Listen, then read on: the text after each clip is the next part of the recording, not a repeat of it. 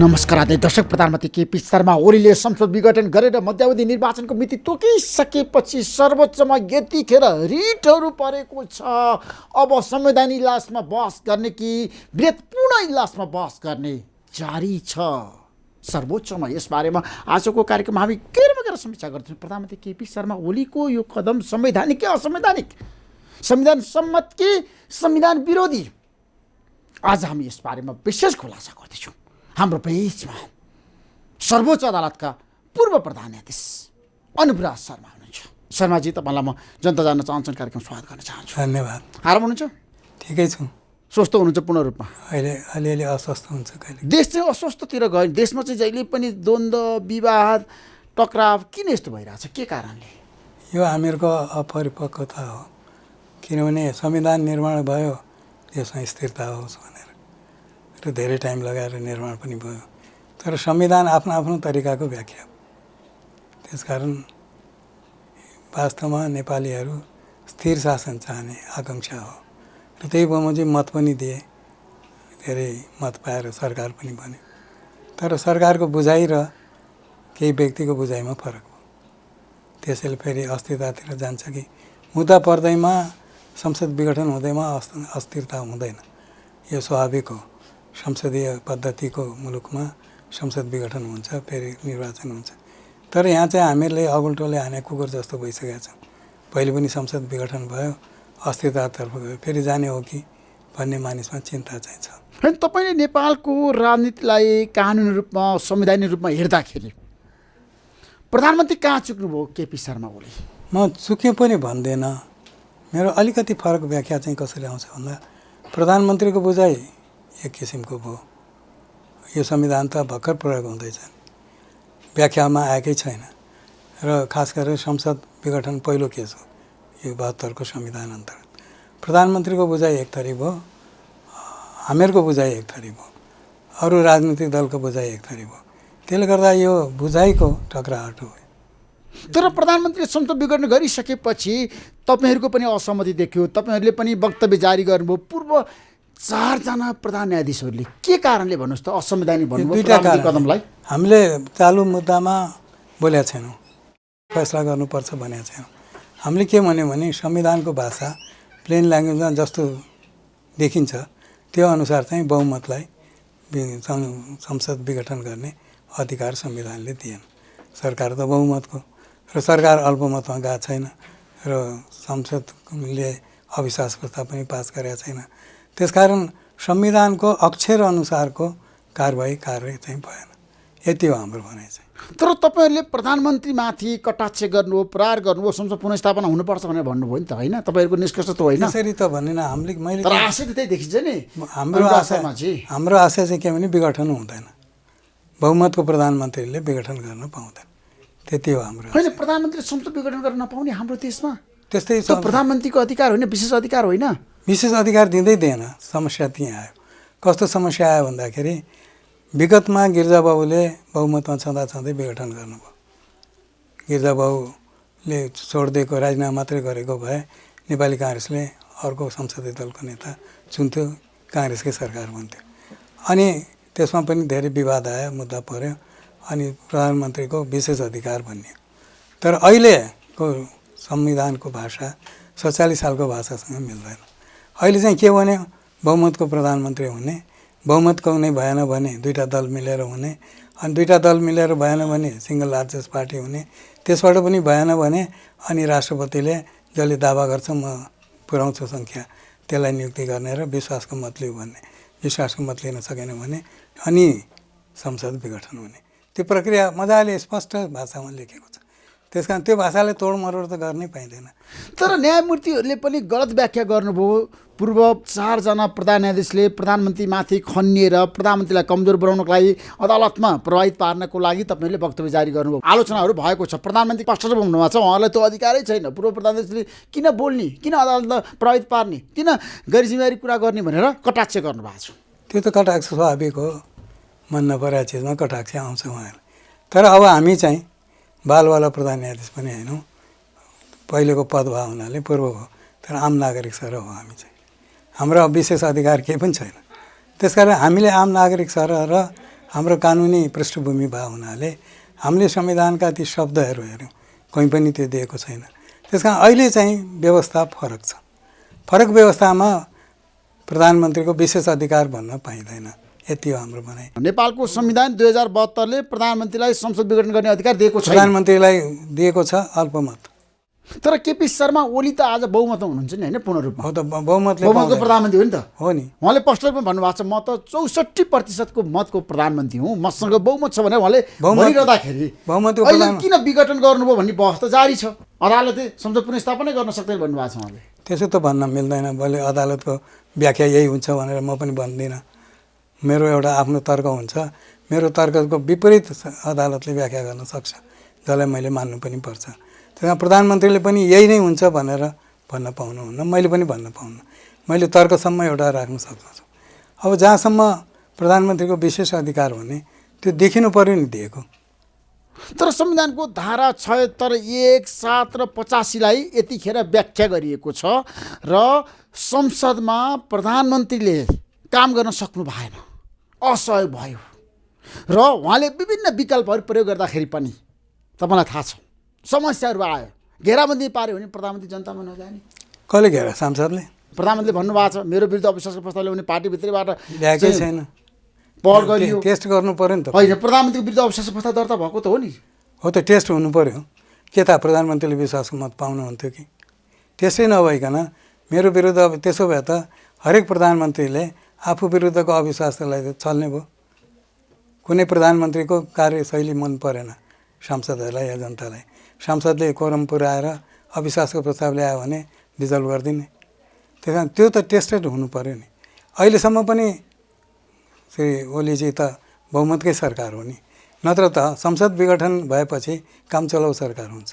कामचलाउ सरकारको प्रधानमन्त्रीले इलेक्सन गराउँछ। यो संसदीय व्यवस्था हो र उहाँ के त कामचलाउ सरकार हो? कामचलाउ सरकार हो भने क्याबिनेट कसरी रिसफल भयो? त्यसले गर्दा हामीले एज ए पूर्व प्रधान न्यायाधीश भन्नुहोस् या पूर्व कानुनकर्मीको हिसाबले संविधानका शब्दहरू हेर्दाखेरि त्यस्तो राइट दिएको छैन र त्यहाँ स्टेज दिएको छ। पहिलो स्टेज बहुमतको सरकार, दोस्रो स्टेज दुईवटा दल मिलेको सरकार, तेस्रो स्टेज सिङ्गल लार्जेस्ट पार्टीको सरकार, चौथो स्टेज मेरो बहुमत पुर्याउन सक्छु भन्ने दावा गर्नेको सरकार। अनि त्यसले विश्वासको मत लिन सकेन भने अनि डिजोल्युसन छ। तर तपाईँहरूले जुन वक्तव्य जारी गर्नुभएको छ नि त्यसमा त प्रधानमन्त्री केपी शर्मा ओलीलाई तपाईँहरूले असहयोग गर्नुभयो नि त। प्रधानमन्त्रीको कदम गलत हो भनेर त भन्नुभएको छ नि त स्पष्ट रूपमा। गलत त यस कारणले गलत भन्यो कि उहाँको व्याख्या गलत भयो। उहाँको बहुमतको सरकार पनि छु भन्ने, म बहुमतमै छु भन्ने, अनि डिजल्भ किन गर्नु पर्यो? संसदले असहयोग गरेको भन्ने त छैन, पार्टीभित्र असहयोग हो। होइन, पार्टीले काम गर्न दियो नि त, नेताहरूले त्यो त घरेलु झगडा असहयोग गरे। त्यो त घरेलु झगडा भयो, संसदभित्रको झगडा होइन नि। घरेलु झगडाबाट सङ्गठन पहिले त टेस्ट गर्नु पर्यो। ओलीजीकै हकमा बहुमत छ कि संसदमा? त्यो त टेस्टेड भएको छैन नि। गोप्य मतदान हुन्छ, त्यो टेस्टेड भएर यदि उहाँ फेरि जित्नुभयो, उहाँमाथि मत चाहिँ बहुमतै आयो भने उहाँ डिजोल्युसन गर्ने ग्राउन्डै हुँदैन। त्यस कारण संसदमा जुन बनायो र त्यसमा मैले सुरुमै पनि के भनेको थिएँ भने यो संविधान ड्राफ्ट हुँदाखेरि संविधान ड्राफ्ट कमिटीको छलफल रेकर्ड हुन्छ। छलफल रेकर्ड अहिले आयो नि, सुभाषजीको टेप आयो, अग्नि खरेलजीको टेप आयो। त्यो संसदमा रेकर्डमा के देखियो भन्दाखेरि प्रधानमन्त्रीले आफ्नो हुइममा संसद विघटन गर्न नसकोस् भनेर बहुमतले नदिएको, बहुमतलाई नदिएको। र दोस्रो कुरो, 2 वर्ष नपुगिकन अविश्वासको प्रस्ताव ल्याउनु पाएन। तपाईँ ऋषि चाहिँ मलाई देखाइदिनुहोस् कुनै पनि संसदीय प्रणाली भएको मुलुकमा त्यसरी बन्देज राखिन्छ र सरकार गठन भएको 1 महिनामा पनि अविश्वास प्रस्ताव आउन सक्छ। त नेपालमा 2 वर्षसम्म ल्याउन नसक्ने किन भन्ने? ताकि संसदबाट गठन भए सरकार तुरुन्त नढलोस्, अस्थिरता नहोस्, स्थिर होस्। स्थिरताको हिसाबले अहिलेको आर्टिकलहरू ड्राफ्ट गरिएको छ। तर पद्धति चाहिँ के फेरि अपनाउन खोज्नुभयो प्रधानमन्त्रीज्यूले भन्दाखेरि उही गिर्जाबाबुको बेलाको पद्धति नै हो, तर त्यो पद्धति अहिले छैन। तर प्रधानमन्त्रीको तर्क छ संविधान पढेर बुझेर मात्रै आलोचना गर्नु, मैले संविधान सम्मत रूपमा चाहिँ संसद विघटन गरेको हुँ भनेर हिजो पनि उहाँले सुदूरपश्चिममा पुगेर बताउनु भयो। तपाईँले हेर्नु भएको छ? हेरेँ मैले। प्रधानमन्त्रीको आशय त्यही छ नि त। हेरेँ। हाम्रा देशका न्यायमूर्तिहरू संविधान नपढिकन मेरो विरोध गर्ने, अब प्रधानमन्त्रीले संविधान नपढाए भन्नलाई त संविधानको व्याख्याता प्रधानमन्त्री भइदियो त्यो भन्न पाउनुहुन्छ। न्यायमूर्ति नै व्याख्याता हो, तपाईँलाई मन परोस् न मन परोस्। विश्वनाथजीले फैसला गर्नुभयो, विश्वनाथजीलाई फाँसी दियो भने जुलुस पनि आयो, तर मान्नु त पऱ्यो त्यो। त्यस कारण जसलाई जे जिम्मेवारी दिएको छ त्यसले नै त्यसको व्याख्या गर्नु चाहिँ उचित हो, अरूले गर्नु चाहिँ उचित होइन। त्यसो प्रधानमन्त्रीको प्रतिक्रिया के छ भन्दाखेरि जनतामा जान मैले पाउनुपर्छ र लोकतन्त्रको सबैभन्दा राम्रो पक्ष भनेको जनतामा जाने हो। ठिक छ, जनमतको कदर ठिक गर्ने छ, हो। माने मैले। त्यो कुरा तपाईँ मान्नुहुन्छ नि? तर त्यही बमोजिम संविधान ड्राफ्ट हुनु पर्थ्यो नि त। अहिलेको संविधानले प्रधानमन्त्रीलाई जनतामा जानबाट रोकेको छ। अल्पमत हुनु पऱ्यो। उहाँ अल्पमत हुनुहुन्न प्रधानमन्त्री केपी शर्मा ओली? हुनुहुन्न। उहाँको विरुद्धमा अविश्वासको प्रस्ताव दर्ता भयो नि त। दर्ता हुँदैमा पास हुन्छ र? अनि पार्टीभित्र त उहाँ अल्पमत देख्नुभयो नि त, हरेक निकायमा, संसदीय दलमा, पार्टीको केन्द्रीय समितिमा। त भोटिङ नभइकन भन्न सकिनँ, किनभने भोटिङमा हुँदाखेरि के इक्वेसन हुन्छ, के म्याथमेटिकल खेल हुन्छ, के चाहिँ अर्थमेटिकको खेल चल्छ, त्यस कारण भोटिङ नभइकन भन्न सकिँदैन। त्यस कारण पहिले त अविश्वास प्रस्ताव दर्ता हुनु पऱ्यो, त्यसमा भोटिङ हुनु पऱ्यो, त्यसमा डिफिट भयो भने अनि संसद भङ्ग हुन्छ। अब संविधानको 85 धारा तपाईँले राम्रोसँग अध्ययन गर्नुभएको छ। त्यसमा त स्पष्ट रूपमा प्रधानमन्त्री मध्यावधि जान पनि सक्छ, संसद विघटन गर्नको लागि पनि सक्छ भन्ने छ नि। तर सामान्यतया संसदको उमेर चाहिँ 5 वर्ष रहनेछ, बिचमा विघटन भएमा बाहेक। बिचमा विघटन हुने त त्यही एउटा दफा छ, अल्पमतको सरकारले विश्वासको मत पाएन भने। त्यस कारण संविधान बनाउने बेलामा चाहिँ त्यसरी बनाउने, 2 वर्षसम्म अविश्वास प्रस्ताव ल्याउन नपाउने, बहुमतको उसले त्यो बनाएको त मैले होइन नि, बनाएको त उहाँहरूले नै हो। तपाईँहरूले पनि सुझाव दिनुभएको थियो नि त संविधान निर्माण गर्दाखेरि, तपाईँहरू पनि सहभागी हुनुहुन्थ्यो नि त। म त सहभागी थिइनँ। होइन, तपाईँहरूकै सुझाव त थिएन त्यतिखेर संविधान। मेरो सुझावमा त त्यो राख्नै हुन्न भनेको थिएँ मैले। 2 वर्ष अविश्वास प्रस्ताव ल्याउन नपाउने भन्ने धारा चाहिँ राख्नु नै हुँदैन, यो संसदीय प्र्याक्टिसमै नभएको कुरा। तर हामीले चाहिँ के गर्यौँ भने विगतकोबाट हामी त्रसित भएर अनि एकवटा पलहरू टाल्न थाल्यौँ। त्यसको इम्प्लिकेसन के पर्छ चाहिँ विचारै गरेनौँ। अब इम्प्लिकेसन पऱ्यो। अब कसको हातमा छ भने कोर्टको हातमा छ व्याख्या गर्ने। अब कोर्टले भोलि मेरो तर्क नामन्जुर गरे, स्वीकार्यो कि मलाई, मेरो तर्क माने, भोलिजीले स्वीकार्यो कि गर्नुपर्छ। त्यस कारण कोर्ट नै हो यसमा अन्तिम व्याख्याता र अहिले कोर्टकोमा आएको छ। कोर्टले चाहिँ यसलाई व्याख्या गर्नुपर्ने गुन्जाइस देख्छ कि देख्दैन, अथवा प्लेन ल्याङ्ग्वेज छ, ल्याङ्ग्वेज स्पष्ट छ, यसमा व्याख्याको गुन्जाइसै छैन भन्छ कि। तपाईँहरूले अदालतमा चलिरहेको बहसलाई केन्द्रमा राखेर वक्तव्य जारी गर्नु ठिक थियो? किनभने तपाईँले त प्रभावित गर्न खोज्नुभयो, पुनर्स्थापना जानुपर्छ है चोलेन्द्र शमशेर जवाराजी, नत्र भने देश सङ्कटमा पर्छ भन्ने पूर्व 4 जना प्रधान न्यायाधीशको मत हो। उहाँलाई दबाब दिनको लागि तपाईँले वक्तव्य जारी गरेको? दबाब दिन होइन, हाम्रो भनाइ चाहिँ प्लेन ल्याङ्ग्वेज हामीले यो देख्यौँ र संविधानको रक्षा गर, यति भने। अदालतले संविधानको रक्षा गर्नुपर्छ भने तपाईँहरूको मत त्यति हो। अब रक्षा गर्दाखेरि अहिले हामीले तर्क गरेको विपरीत तर्क ल्याएर रक्षाको हुन्छ कि? त्यो सम्भावना देख्नु तपाईँ? किन? प्रधानमन्त्रीको कदमलाई चाहिँ सर्वोच्चले साथ दिन सक्छ, दिन पनि सक्छ। संसद विघटन सही हो भनेर भन्न सक्छ, व्याख्या गर्न सक्छ सर्वोच्चले, त्यो सम्भावना छ? हाम्रो हिसाबले सक्दैन, हाम्रो तर्कले। अर्को तर्क मैले अस्ति पनि अन्तर्वार्तामा भनेको छु, मैले अहिले गरे तर्कको जस्ट विपरीत तर्क आएर मेरोभन्दा पनि बलशाही तर्क आउँछ कि? मैले देखेको चाहिँ यति हो। त्यसमा तर्क गर्न नपाउने, म यो देशको नागरिक हुँ, यो संविधानले देशको एउटा शासन पद्धति स्वीकार गरेको छ, त्यसमा चाहिँ अस्थिरता भयो भने त मलाई पनि प्रभाव पर्छ नि। त्यस कारण मेरो आशय चाहिँ के हो भन्दा अस्थिरतातर्फ उन्मुख नहोस्। अनि व्याख्याको सिद्धान्त के हुन्छ भन्दाखेरि शब्दले स्पष्ट जे बन्दछ त्यसबाहेक अरू शब्दको माने आउँदैन भने त्यसमा अरू व्याख्या गर्नु पर्दैन। तर दुविधाजनक शब्द भयो भने अनि त्यो बेला व्याख्याको कुरा आउँछ। अब प्रश्न यहाँ के आयो, हामीले भन्यौँ दुविधाजनक छैन, शब्द स्पष्ट छ कि अल्पमतको प्रधानमन्त्रीले मात्रै रिजोल्युसन गर्न सक्छ। अब सर्वोच्च अदालतले व्याख्या गर्दा होइन प्रधानमन्त्रीलाई त्यो अधिकार छ भन्यो भने सिधै त्यसमा सर्वोच्चले व्याख्या गर्दाखेरि प्रधानमन्त्रीलाई संसद विघटन गर्ने अधिकार छ भने भन्न सक्छ भने तपाईँको आशय आयो? भनिदियो भने त रोक्न त सक्नुहुन्न नि। अनि गलत किसिमले व्याख्या पनि गर्न मिल्छ र संविधान नभएको कुरा अदालतले भन्न मिल्छ र? नेपालको संविधानमा त छैन होला प्रधानमन्त्रीले संसद विघटन गर्न पाउँछ भनेर। हामी छैन भन्छौँ, तपाईँ भनिरहनु भएको छ, तपाईँहरू जस्तो एउटा न्यायमूर्तिहरू भनिरहनु भएको छ। म भनिरहेको छु प्रधानमन्त्रीले संसद विघटन गर्नै सक्दैन भने तपाईँहरू जिकिर गरिरहनु भएको छ। आज पनि भन्छु, भोलि पनि भन्छु, सर्वोच्च अदालत सक्छ भन्यो भने त मैले भनेको काम लाग्दैन। त्यस कारण सर्वोच्च अदालतले कहिलेकाहीँ त्यस्तो निर्णय गर्न सक्छ सर्वोच्चले? संविधानमा नभएको कुरालाई बोल्न सक्छ? कहिलेकाहीँ संविधानमा भन्दा बियोन्ड जान्छ। कसरी भन्दा देउवाले सङ्कटकाल घोषणा गर्नुभयो, निर्वाचन सर्यो, अनि सङ्कटकालमा निर्वाचन हुन्छ कि हुँदैन भन्ने विवाद आयो। सर्वोच्च अदालतले भन्दै सङ्कटकालमा निर्वाचन हुँदैन भनेर संविधानमा कहाँ लेखेको छ? हरेक चिज संविधानमा लेखिँदैन नि। अनि सङ्कटकाल भने के? असामान्य स्थिति हो। त्यसमा मान्छे भोट खोज्नलाई कसरी आउँछ? आखिर इलेक्सन भएन, डिरेल भयो कन्ट्री। त्यस कारण कहिलेकाहीँ व्याख्याको माध्यमबाट हाम्रै मुलुकमा गिर्जाबाबुको डिजोल्युसन र मनमोहनको अधिकारको डिजोल्युसनमा दुईवटा फैसला आयो नि अलग अलग। त्यस कारण न्यायाधीशले देख्ने पाटो अर्कै पनि हुनसक्छ, हामी आम जनताले देख्ने पाटो अर्को हुनसक्छ, कानुनकर्मीले देख्ने पाटो अर्को हुनसक्छ।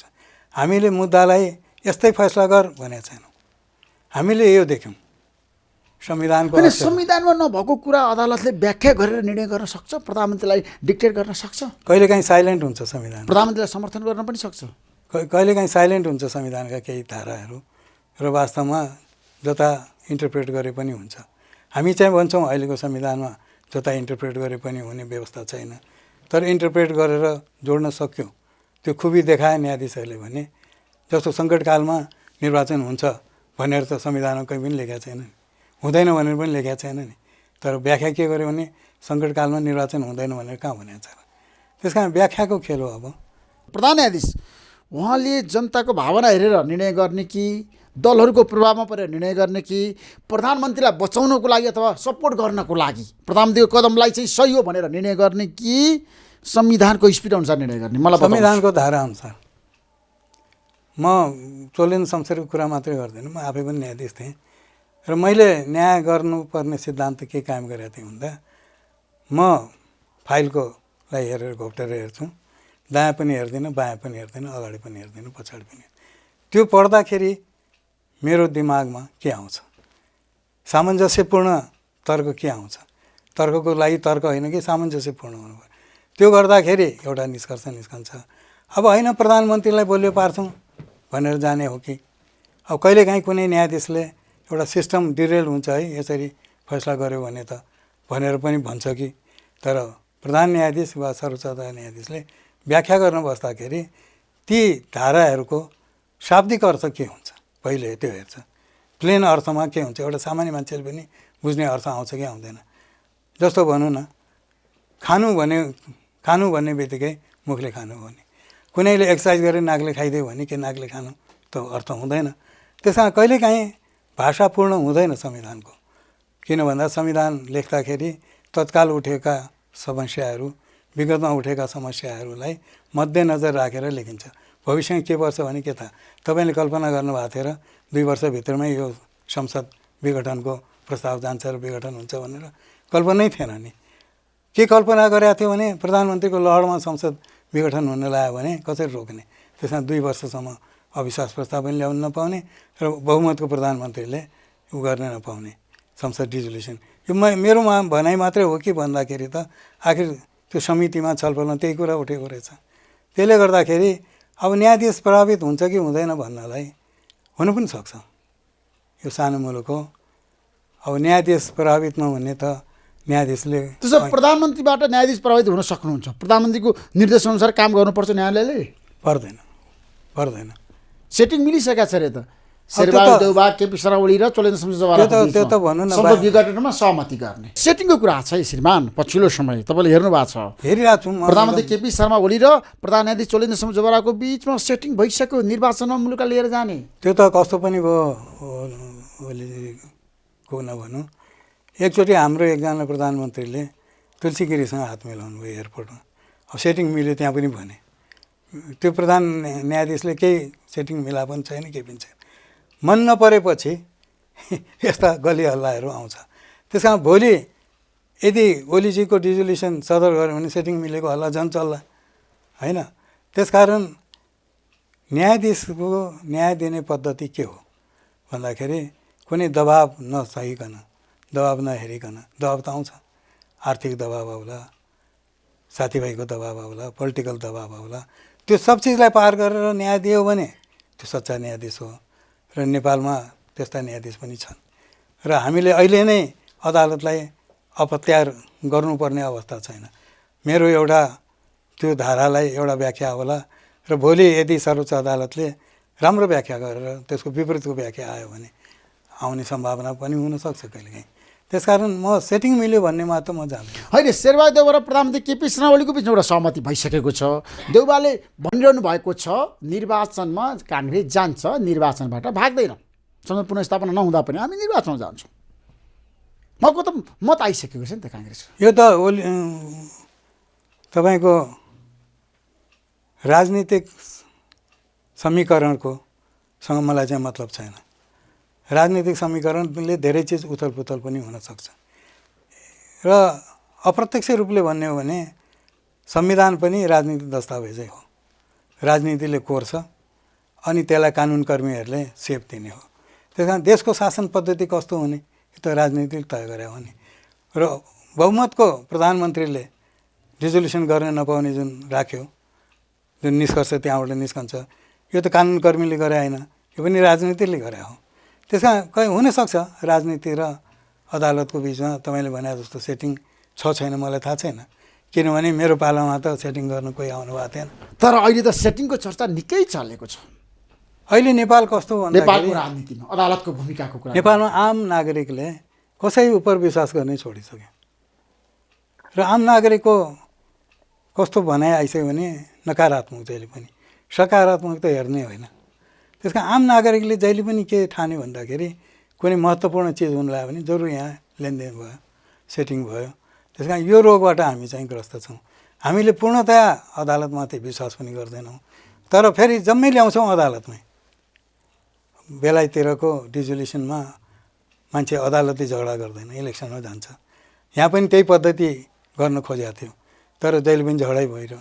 अनि त्यो झगडावाद देखेर अहिलेको संविधान निर्माताले 2 वर्षसम्म अविश्वासको प्रस्ताव ल्याउन नपाउने राखेको कारणै त्यो हो।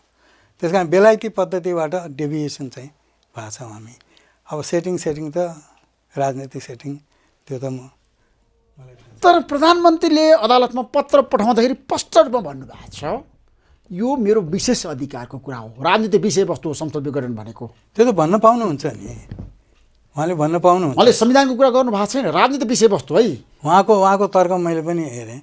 उहाँको तर्क के छ भन्दा संसदीय व्यवस्था अपनाएको हाम्रो मुलुकले, संसदीय व्यवस्थामा संसद विघटन गर्ने प्रधानमन्त्रीको विशेष अधिकार हुन्छ। र अझ एक्जाम्पल दिनुभयो भए त गिरिजाप्रसाद कोइरालाकै एक्जाम्पल छ नि, जहाँ सर्वोच्च अदालतले प्रधानमन्त्रीको प्रेरोगेटिभ हो भनेको छ। र अहिले पनि म मान्थेँ त्यही कुरो, तर अहिलेको संविधानको भाषा चाहिँ फरक आयो।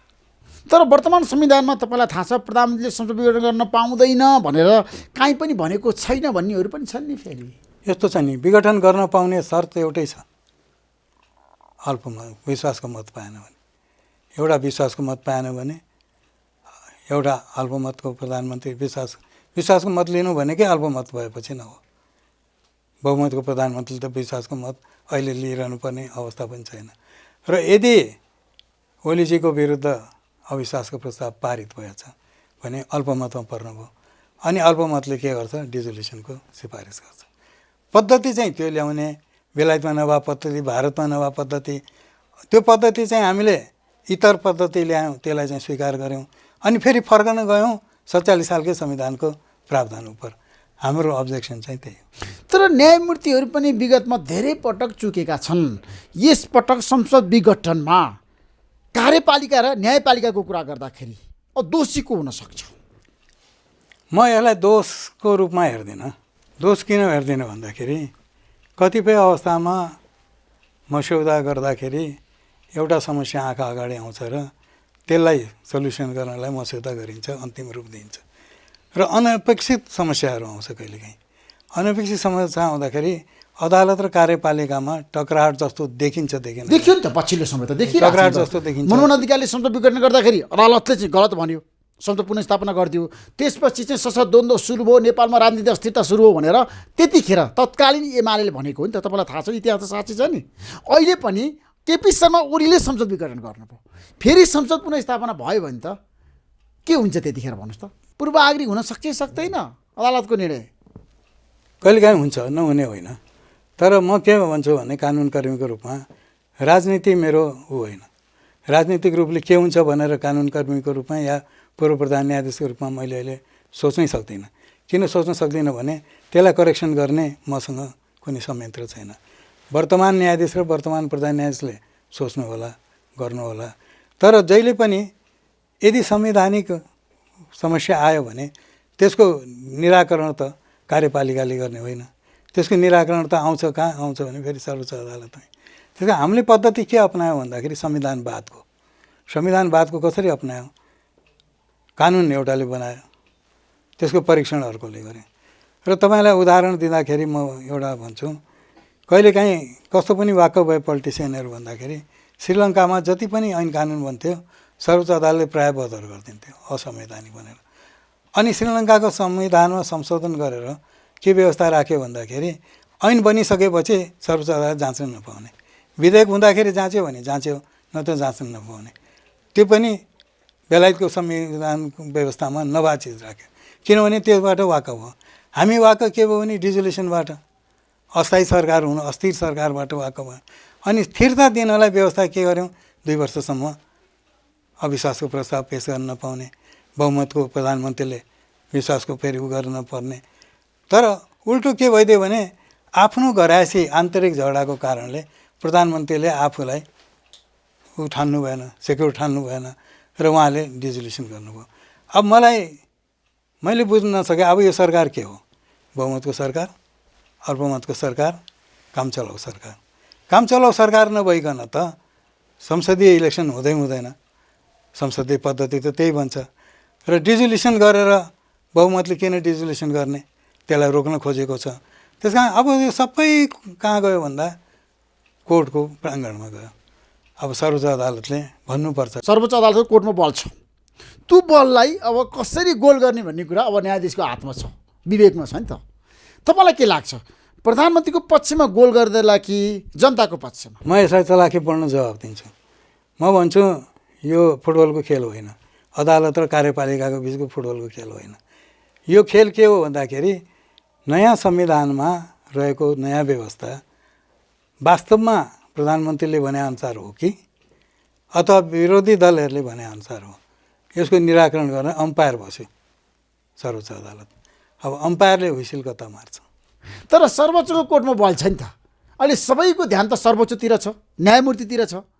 कार्यपालिकालाई कमजोर बनाउने कि बलियो बनाउने त त्यसो भए न्यायपालिकाले कहिलेकाहीँ कस्तो हुन्छ भन्दा ऐन कानुनको वा संविधानको धाराको चिराचिराको व्याख्या गर्छ, परिणाम विचार गर्दैन। जस्तो मैले अघि पनि उदाहरण दिएँ नि, सङ्कटकालमा इलेक्सन हुँदैन भने कहाँ लेखा छ? ठिकै भन्या हो, तर त्यसले अनर्थ ल्याइदियो। त्यसकारण चिरा रौँचिरा गरेर त्यो धाराको व्याख्या चाहिँ गर्छ, तर त्यसको पोलिटिकल इम्प्लिकेसन के पर्छ त्यो विचार गर्दैन। त्यो विचार गर्न लाग्यो त उनी कार्यपालिका भने उनी पोलिटिक्समा आउनुपर्ने हुन्छ। र कहिले चाहिँ अदालतले के विचार गर्छ भन्दाखेरि यदि यस किसिमबाट शब्दावलीको खास व्याख्या गर्न थालेर यसले नेपालको राजनीति डिरेल हुने अवस्था आउँछ कि त्यो पनि विचार गर्न सक्छ। त्यो विचार गर्यो भने एउटातिर जान्छ फैसला, त्यो विचार गरेन र शुद्ध शब्दको मात्रै व्याख्या गर्यो भने एउटा फैसला आउँछ। प्रधान न्यायाधीश र प्रधानमन्त्री कुरा गर्दाखेरि कार्यपालिकाको प्रमुख शक्तिशाली हुन्छ न्यायपालिकाको प्रमुखभन्दा। तर पछिल्लो समय हाम्रो देशमा न्यायपालिका शक्तिशाली बन्दै गयो, कार्यपालिका कमजोर बन्दै गयो। नि के कारणले मलाई जस्टिफाई गर्नुहोस् त? शक्तिशाली कुन आधारमा भन्नुभयो? अहिले त प्रधानमन्त्रीलाई पनि अदालतले कमजोर बनाउन सक्छ नि त। प्रधानमन्त्रीको निर्णयलाई पनि, कदमलाई पनि असंवैधानिक भन्न सक्छ नि त्यो त अदालतमा मुद्दा आएको हुनाले। मुद्दा नआए होइन, मुद्दा त बेला बेला अदालतमा परिरहन्छ नि त, प्रधानमन्त्रीको विपक्षमा पनि विरोधमा पनि। तर अहिलेसम्म प्रधानमन्त्रीको विरोधमा विपक्षमा रिट जारी भएको छ र? विगतमा भएको होइन, मनमन्द अधिकारलाई अदालतले हराएको होइन डिजोल्युसनको केसमा।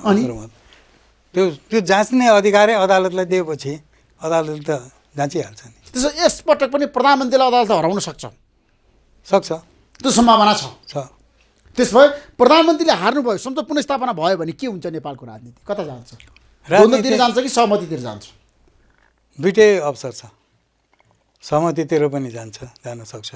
किनभने जुन किसिमले अहिले नेपालमा सडक तात्नुपर्ने हो राजनीतिक दल अनुसार, त्यसरी तात्या त देखेको छैन मैले।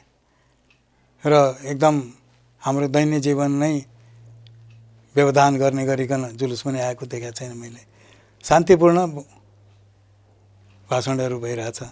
त्यस कारण हुनसक्छ मती फिरेर फेरि दुई दल सहमतिपूर्वक आउनु पनि सक्छन्। त्यो राजनीतिक कुराको चाहिँ अहिले नै सम्भावना यकिन गर्न सकिन्छ। फेरि अमेरिकामा तपाईँलाई थाहा छ राष्ट्रपतिको निर्वाचन भयो, वर्तमान राष्ट्रपति ट्रम्पले भन्नुभयो म मान्दिनँ परिणाम, त्यहाँ ठुलो द्वन्द्व भयो, हिंसा भयो पार्लियामेन्टमा, तपाईँलाई थाहा छ।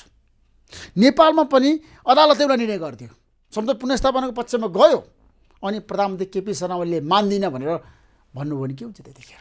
दुईवटा छ। अब केपी शर्मा ओलीले मान्दिनँ मात्रै भन्नुभयो, 2 दिन जुलुस मात्रै ल्याउनु भने केही पनि फरक पर्दैन। जस्तो विश्वनाथलाई फाँसी दियो भने जुलुस त आएकै हो नि मनमोहन अधिकारीको केसमा। र तताउन सक्नुभयो देशलाई नै अदालत विरुद्ध भने त्यही बेला चाहिँ सङ्कटकालहरू लाग्छ।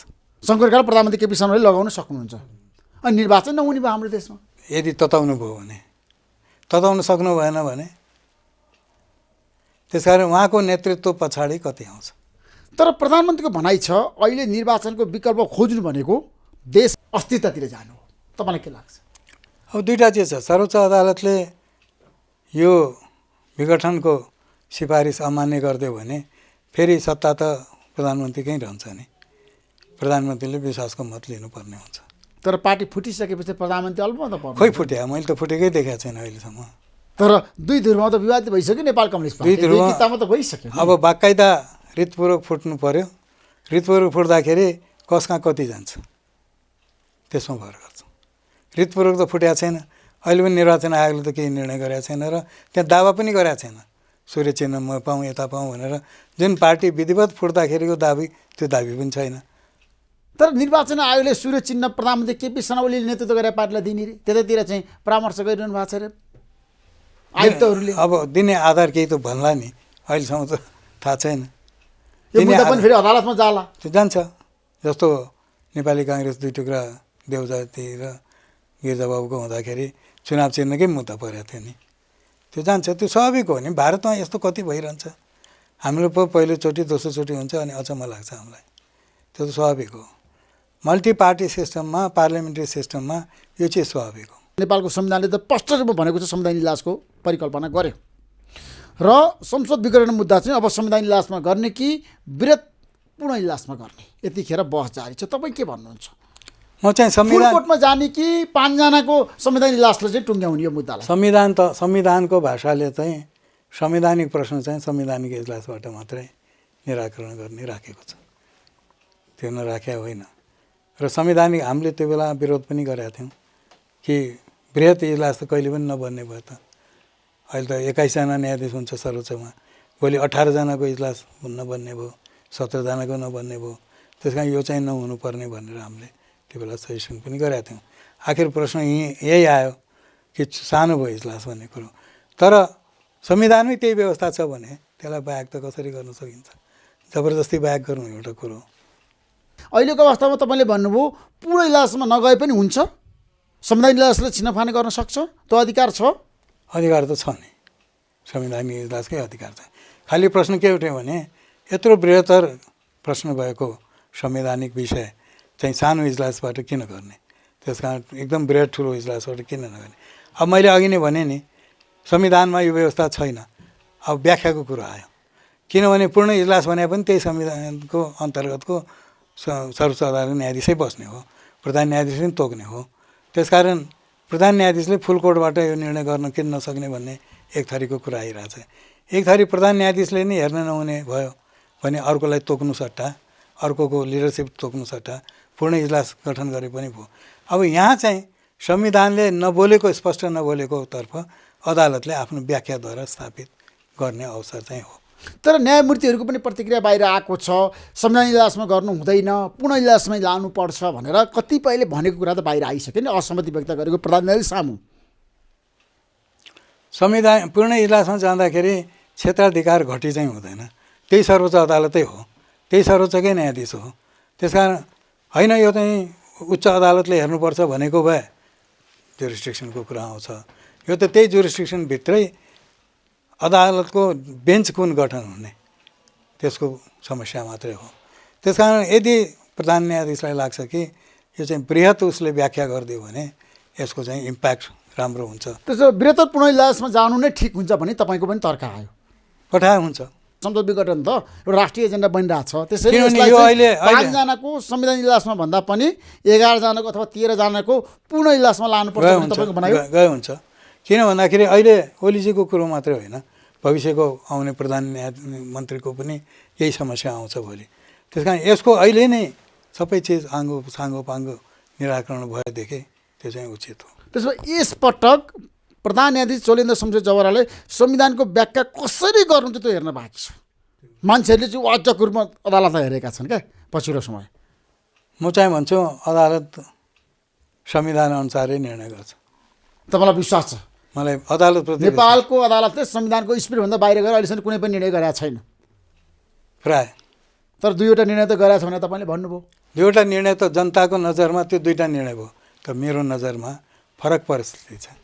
गिर्जाबाबुको बेलाको एउटा परिस्थिति, मनमोहन अधिकारीजीको बेलामा मनमोहन अधिकारी उप अविश्वासको प्रस्ताव पेश गर्नको निम्ति विशेष अधिवेशन डाकिएको छ। विशेष अधिवेशन डाकिसकेपछि संसद विघटन गरेको छ। विशेष अधिवेशनको व्यवस्था कस्तो थियो भन्दा विशेष अधिवेशन जे विषयलाई डाक्या हो त्यो विषय समाप्त भएपछि मात्रै त्यो विघटन हुन्छ। त्यस कारण के भने अदालतले एउटा प्रक्रिया सुरु गरिसकेपछि त्यसको समाप्ति नभइकन अर्को प्रक्रिया हुँदैन। तर हाम्रो देशमा न्यायमूर्तिहरू बेला बेलामा सफल पनि भएका छन्। विश्वनाथ उपाध्यायले जुन काम गर्नुभयो, कदम चाल्नुभयो, वाह गर्ने पनि थिइन्। त्यसपछि तपाईँले साय आयो खारेज गर्दाखेरि पनि वाह अनुराग शर्मा जनताको पक्षमा, सिस्टमको पक्षमा तपाईँले निर्णय गर्नुभयो भनेर पनि धेरैले भने। अहिले आएर चोलेन्द्र शमशेर जवरा यस्तो अवस्थामा हुनुहुन्छ, उहाँलाई दबाब पनि छ। जनमतलाई उहाँले हेर्नुहुन्छ कि संविधानलाई हेर्नुहुन्छ? मेरो प्रश्न त्यहाँनिर हो। हेर्नुपर्छ संविधानलाई, पहिलो हेर्नुपर्छ संविधान, किनभने गाइडलाइनै त्यही हो। र म के भन्छु ऋषिजीको भने सर्वोच्च अदालतको न्यायाधीशको जीवनमा न्यायाधीश हुँदाखेरि 1-2वटा कहिलेकाहीँ यस्तो केस आउँछ कि यदि त्यो साँच्चै नै माथि उठेर निर्णय गर्ने हो भने देशको इतिहासको तरङ्गै फर्क। अवसर बहुत कम आउँछ र अहिले अवसर छ। अहिलेको प्रधान न्यायाधीशलाई अवसर छ, त्यो अवसर उहाँले सदुपयोग गर्ने कि दुरुपयोग गर्ने उहाँको हातमा छ। दुरुपयोग भन्दिनँ, अब उहाँले त्यसलाई गम्भीरतापूर्वक हेर्ने कि सामान्य मुद्दाको रूपमा हेर्ने। दुरुपयोग त कसरी हुन्छ? यो त सामान्य मुद्दा त होइन नि, यो त गम्भीर मुद्दा हो नि त। देशको राजनीति भविष्य गाँसिएको छ नि यो मुद्दामा त। व्याख्या गऱ्यो भने गम्भीर हो। यसमा व्याख्याको जरुरतै छैन। प्रधानमन्त्रीले चाहिँ डिजोल्युसन गर्न पाउनुहुन्न मात्रै भनिदियो भने। त्यस कारण सबै चिजको जन्तर चाहिँ अदालतकै हातमा छ। अब अदालतले सिस्टमलाई बचाउन सक्ला हाम्रो देशमा? बचाउने कोसिस गर्नुपर्छ। विगतमा पनि त तपाईँलाई थाहा छ हाम्रो देशमा धेरै किसिमको कुहरू भयो। 7 सालदेखि अहिलेसम्म आउँदाखेरि धेरै राजनीतिक घटनाक्रमहरू भयो। यसपटक जुन किसिमको संसद विघटन भयो यो संवैधानिक कु हो? म संवैधानिक कु भन्दिनँ, बुझाइको फरक हो। हामी कस्तो स्कुलमा हुर्क्यौँ भन्दाखेरि जहिले जहिले हामी कहाँ प्रजातन्त्र लागू भयो, जहिले जहिले मल्टी पार्टी सिस्टम लागू भयो, हामी चाहिँ ब्रिटिस मोडलमा गयौँ। अनि ब्रिटिस मोडलले चाहिँ के भन्यो भन्दा प्रधानमन्त्रीको विशेष अधिकार, दिमागमा त्यही मोडल राख्यौँ। ड्राफ्ट गर्ने बेला अर्कै मोडल चोर्यौँ, अर्कै मोडल ड्र गऱ्यौँ। अनिखेरि त्यसको सामञ्जस्य गर्न सकेनौँ हामीले। अब अहिले अदालतले त्यसको सामञ्जस्य गर्नुपर्छ कि ब्रिटिस मोडलै हो कि अथवा होइन। अब सिस्टम कमजोर हुन्छ, संविधान सङ्कटमा पर्छ, यदि संसद पुनर्स्थापना भएन भने निर्वाचन हुन सक्दैन, त्यसपछि सङ्घीय लोकतान्त्रिक गणतन्त्र धरापमा पर्छ भन्नेहरू पनि छन्। तपाईँलाई के लाग्छ एउटा न्यायमूर्तिको नाताले भन्नुहोस् त, मैले प्रधान न्यायाधीशको नाताले?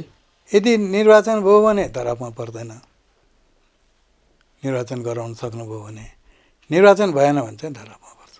तर अर्को खिल्लाज रेग्मी जन्माउनु पर्छ, फेरि पनि चोलेन्द्र शमशेरलाई चाहिँ मन्त्री परिषदको अध्यक्ष बनाएर प्रधानमन्त्री बनाएर पनि जान सकिन्छ भन्ने बहस पनि त जारी छ नि। त्यो जरुरी नेपाली छैन। राजनीति जस्तो बजारमा भनौँ न, अनुराग शर्माजी, अहिले परिणाम के आउँछ अदालतबाट भने प्रधानमन्त्रीले संसद विघटन गर्न सक्नुहुन्छ वा हुँदैन। विघटन गर्न सक्नुहुन्छ भने निर्वाचनको डेट घोषणा छ। अनि निर्वाचन भएन समयमा भने भएन भने अनि डिरेलको कुरा आउँछ भन्छु नि। अनि त्यतिखेर फेरि पनि तर अर्को खिल्लाज रेग्मी जन्माउन सक्नुहुन्न? तपाईँ जहिले पनि किन नकारात्मक सोच्नु? है नकारात्मक कुरा आइरहेछ नि त अनुराग शर्माजी, समाजमा गल्लीमा के आउँछ देशमा त। निर्वाचन भयो भने निर्वाचन हुनै सकेन, समस्या आयो, जटिलता आयो। त्यो त निर्वाचन भएन भने त मैले भनिहालेँ नि। शेरबहादेवले निर्वाचन गराउन सक्नु भएन। देश चाहिँ कता जान्छ त्यतिखेर भन्ने कुरा। तत्कालीन राजाले कु गरेकै हो, माघ 19 ल्याएकै हो 61 सालमा। अब कु चाहिँ नभनौँ, निर्वाचन भएन भने जसले अहिले सत्ता हाँकिरह त्यसैले हाँकिरहन्छ, केपी शर्मा ओलीले नै सरकार चलाइरहनु हुन्छ। चलाइरहन्छ। त्यसो भए केपी शर्मा ओलीकै नेतृत्वमा सरकार कति वर्षसम्म जान सक्छ त? जनताले नफालुन्जेल, उहाँको पोलिटिकल पार्टीले नफालुन्जेल। यदि पोलिटिकल पार्टीलाई विश्वास छ, उहाँको नेतृत्व जनतालाई विश्वास छ भने चलाइरहनुहुन्छ, स्वाभाविक कुरा हो। र अर्को दायराबाट हेऱ्यो भने विघटन ठिक छ भनेर सर्वोच्च अदालतले भनिदियो भने त चुनावतिर जानु पऱ्यो। चुनाव भयो, भएर एउटा सरकार बन्यो भने त जुन बाटोबाट हिँड्नुपर्ने त्यो बाटो त हिँड्यो देश। त्यसकारण भविष्यको गर्वमा धेरै चिज छ। मलाई दुईवटै पाटाबाट आज विश्लेषण गर्न मन लाग्यो। तपाईँले भन्नुभयो संसद पुनर्स्थापना भयो भने सहज हुन्छ कि निर्वाचन हुँदा सहज हुन्छ त? ठ्याक्कै भन्नुहोस् त। देशमा सङ्कटको समाधानको लागि राजनीति सङ्कट त गइरहेको यस्तो छ, संसद पुनर्स्थापनालाई लिएर यदि त्यसलाई चाहिँ कार्यकारीले आफूमाथि अन्याय गरेको महसुस गर्छ वा त्यसमा द्वेष महसुस गर्छ भने उसले निर्वाचन नगराउनु पनि सक्छ विभिन्न बहानामा। अथवा कार्यकारीले यसलाई सहज रूपमा लियो कि संसद डिजोल्युसन गरेको, बदर गरेको भारततिर त सहज रूपमा लिन्छ, बेलायततिर त सहज रूपमा लिन्छ। त्यो सहजता नभएर नै यो सब भयो। सहज रूपमा लियो भने त देश त बढिरहन्छ। त्यसमा सँगै लोकतान्त्रिक गणतन्त्रको विकल्प छैन हाम्रो देशमा। सिस्टमको कुरा गरेको मैले। हाम्रो देशमा लोकतन्त्रको विकल्प छैन। लोकतन्त्रको विकल्प खोज्न थालिसक्यो त मान्छेहरूले, सडकमा आउन थालिसक्यो, राजा आऊ देश बचाऊ भनेर। अब त्यो त जमातहरू आउँछ, त्यसले देशै हल्लाइसकेका त छैन। होइन, गणतन्त्रले पनि जनताको चाहना अनुसार काम गर्न सकेन न्यायमूर्ति। अब गणतन्त्र दलहरू चुके, दल चुकेन, दल चाहिँ चुकेन भन्छु म। दलीय व्यवस्था असफल भयो हाम्रो देशमा। असफल पनि भएन, सञ्चालन गर्ने चुके। जस्तो म एउटा उदाहरण दिन्छु। तपाईँको मोबाइल यो छ, यो मोबाइल अत्याधुनिक भनौँ एकछिनलाई भने यति हल्का छोयो भने पनि यो मोबाइलबाट सबै चिज चाहिन्छ। तपाईँलाई कम्प्युटर पनि चाहिँदैन, इन्टरनेटै यसैमा हुन्छ सबै ठाउँ। अब एक थरी बाजेले के गर्नुभयो, भर्खर मोबाइल आउँदा डायल गर्न मात्रै जानुभएको छ, रिसिभ गर्न मात्रै जानुभएको छ। कहाँ थिचे के आउँछ थाहा छैन। अत्याधुनिक तपाईँले मेसिन त दिनुभयो नि, तर सञ्चालन गर्ने त्योसँग क्षमता छैन। त्यस्तै हामी कहाँ के भयो भन्दाखेरि सिस्टम हामीले डेमोक्रेटिक सिस्टम दियौँ, जसले केही चिज माग्दछ सञ्चालन गर्ने चाहिँ उही 7 सालकै ह्याङओभरमा बस्या मान्छे थियो। सञ्चालन गर्ने क्षमतै छैन।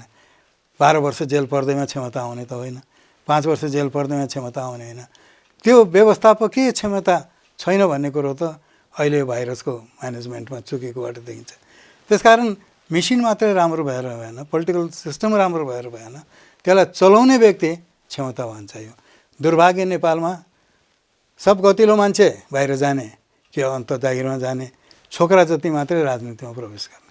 समस्या चाहिँ त्यो हो। अनि तपाईँको बुबा केशवराज पिँडालीले बिपी कोइरालासँग सँगै काम गर्नुभयो।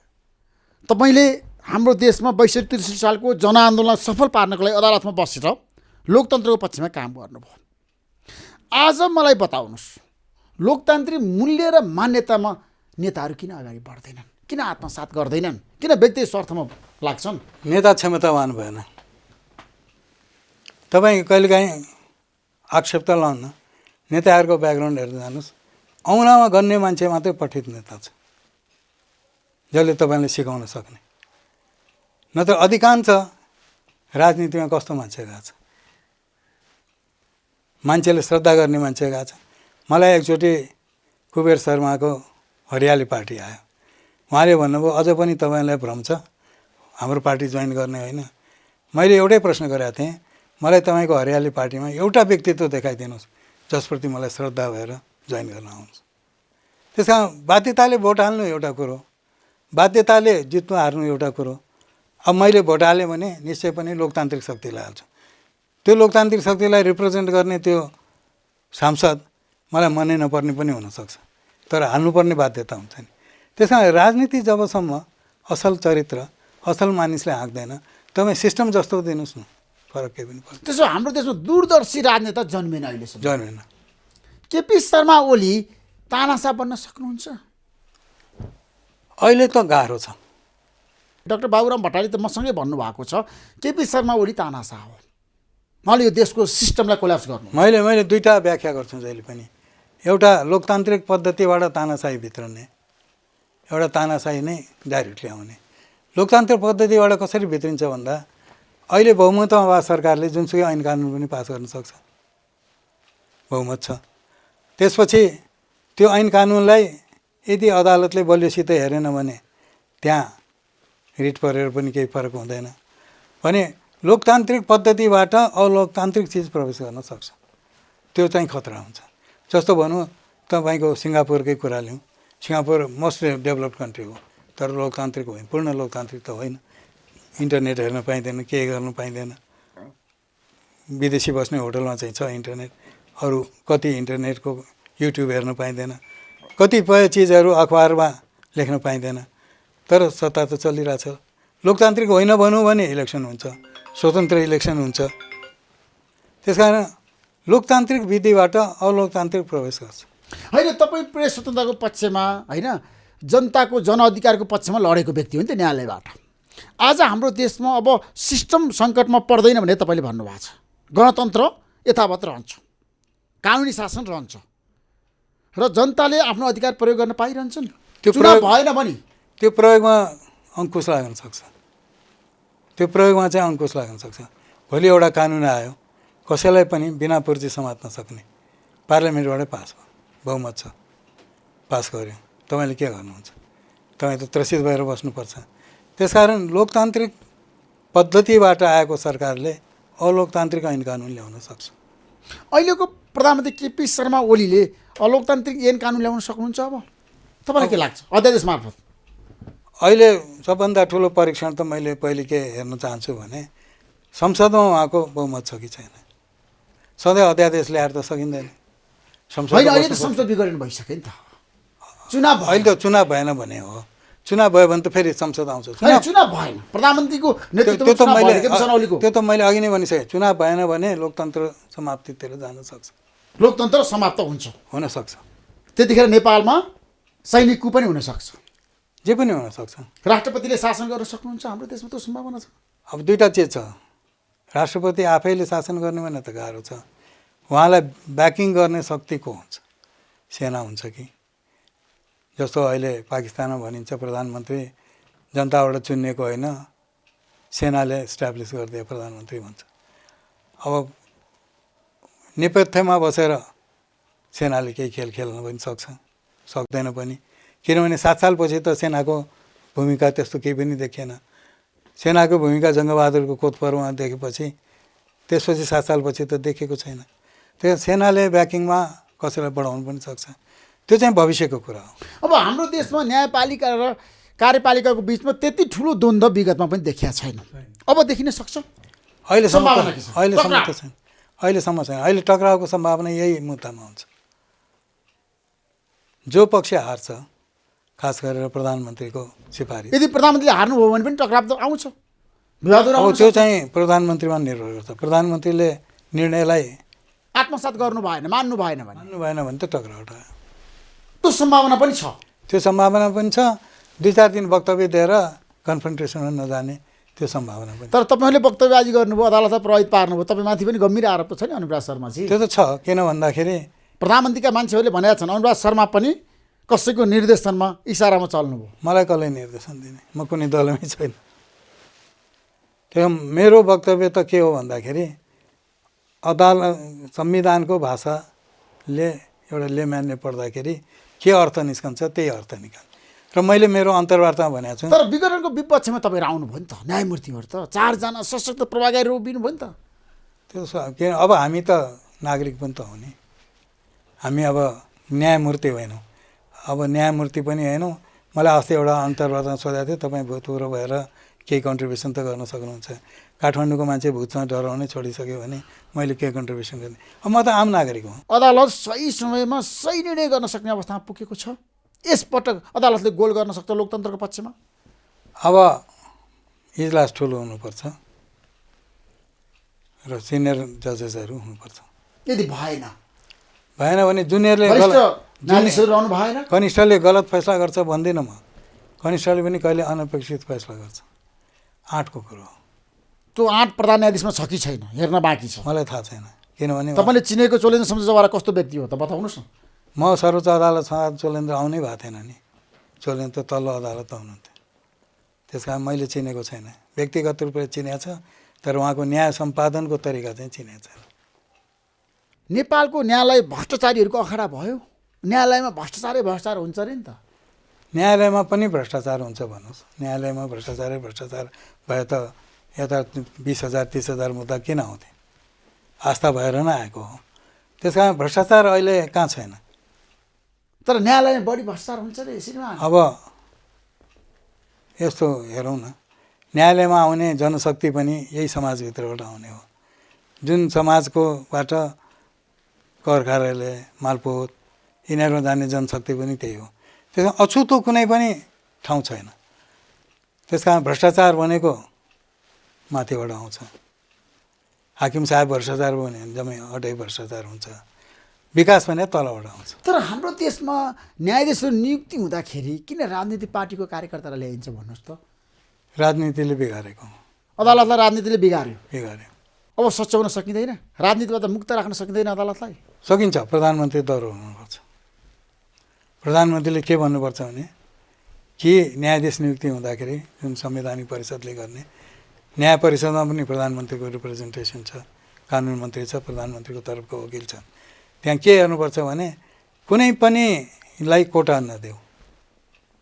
तर हाम्रो देशमा त कोटा सिस्टम छ न्यायाधीशहरूलाई नियुक्ति गर्दाखेरि न्यायालयमा। त्यसैले त बिगार्यो। नत्र त नेपालको ऐन कानुन बलियो छ। नेपालको संविधान one of the most democratic छ। नेपालको संविधानले जति मौलिक हक दिएको छ संसारको संविधान कुनैले पनि दिएको छैन होला। तर मैले अघि नै भने नि, तपाईँलाई यो चिज राम्रो दिएर मात्रै हुँदैन, यो सञ्चालन गर्ने मान्छे चाहियो नि। मान्छे कतिले चाहियो। अरू देशमा न्यायालयले प्रजातन्त्र बचाएको छ? भारतमा छ नि धेरै केसहरूमा। इन्दिरा गान्धीको इलेक्सनै बदर गरिदिएको छ। नेपालमा पनि न्यायालयले प्रजातन्त्र लोकतन्त्रलाई बचाउन सक्छ, संस्थागत गर्न सक्छ, संविधानको रक्षा गर्न सक्छ। चाहौँ भने पनि सक्छ। आँट गर्ने हो भने जस्तो हामीले आँट गऱ्यौँ। हामी त बेलुका कुरिरहेको थियौँ, हामी देशमा सुन्छौँ भनेर सही आएको केसमा। बेलुका दरबारबाट विज्ञप्ति आउँछ, हामी 5-6 जना देशमा सुन्छौँ। त दरबारले आँट गरेन। निर्भीक र साहसी न्यायमूर्ति चाहियो। न्यायाधीशको जीवनमा 3-4वटा क्षण यस्तो आउँछ जहाँ उसले चाहिँ साहस देखायो भने अदालतको कोर्सै फेरिन्छ। जस्तो भारतमा भनौँ न, भारतमा संविधानमा कहीँ पनि पिआइएल पब्लिक इन्ट्रेस्ट लिटिगेसन, सार्वजनिक सरकारको रिट लाग्ने भन्ने व्यवस्था कहीँ पनि छैन। सर्वोच्च अदालतको व्याख्याबाट आएको हो।